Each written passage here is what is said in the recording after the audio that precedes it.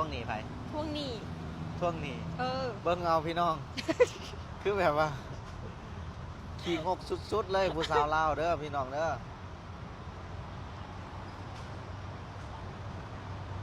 ก็ต้องโอน800ขี่งกกับขี่งกครับพี่น้อง ขี้งกอะไร สิเอาไปเฮ็ดแนวอยู่บ่ครับขี่งกขนาดนี้ครับ ฉันโดนคนว่าแล้วเหรอ มีคนว่า เขาว่ายังไง มีคนว่าน้องเขาพอใจง่ายเขาบอก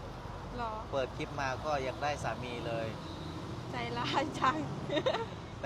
ต่บ่หน่อยว่าบ่ได้แม่นใจง่ายเด้ถ้าใจง่ายคือสิได้ผัวตั้งแต่อายุ18 19แล้วแบบนี้29ปียังบ่ทันได้ไผอยู่ คือเขาเจ้าคือบอกใจร้ายเสียเฮากระดอก คอมเมนต์เพิ่นว่า สิไปยังเนี่ย โอเค ช่วงนี้อยู่ ถ้วย บาดครับพี่น้อง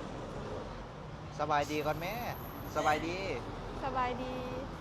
FC บ่น้อย FC บอน้อยฝากไปติดตามนูนิเดอร์ ซื้อซ่องว่า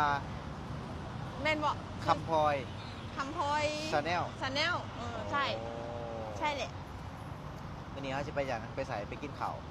ว่าจะช่วยไปกินข้าวช่วยบอน้อยถ่ายคลิปให้แล้วก็ไปกินข้าวให้ฝาก FC บอน้อยมาติดตามช่องนูนิเดอร์ ติดตามผู้สาวโสดผู้สาวโสด29 ปี หนูก็อยาก ครับ หนูกำลังจะทำ YouTube หนูจะตั้งใจท กำลังเลิกงานบ่นี่ ำถึง ไป เลิก ไป งาน ไป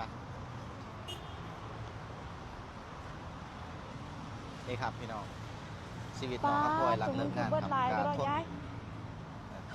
ต้นนี้ก็ว่าออกไม่เด้อวันนี้ ลืมอ่ะ ไป เขาลืม โอ๊ยตายแล้ว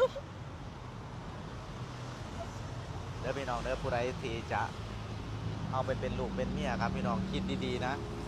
เลิกงานมากอะโทษตามหนีท่วงหนีเข้าเจ้านะครับ ชีวิตประจำวันโอ้ยขี่งกขนาดได้ครับพี่น้องหนาเลือด น่า บ่ เอ้ยชีวิตประจำวัน บ่ เลิ แม่ ก นบ่แม่นหนาเลือดบ่ เลิกงานมาก็ต้องมากินข้าวซื้อกับข้าวนี่มื้อกินห้องได้ อ๋อ แต่มื้อนี้พิเศษเฮาสิท่าเฮาให้เจ้าท่าเฮาพาเจ้าไปกินเผอ จะกินไปกินอยู่ไส กินนี่สิพาไปกินเผอนี่มาแล้ว กินเฟอ เฟอแล้วก๋วยเตี๋ยว เผอลาวก็มี มีบ่ ในซอยเก่าๆมี เอ้ยบอก ไป ซอย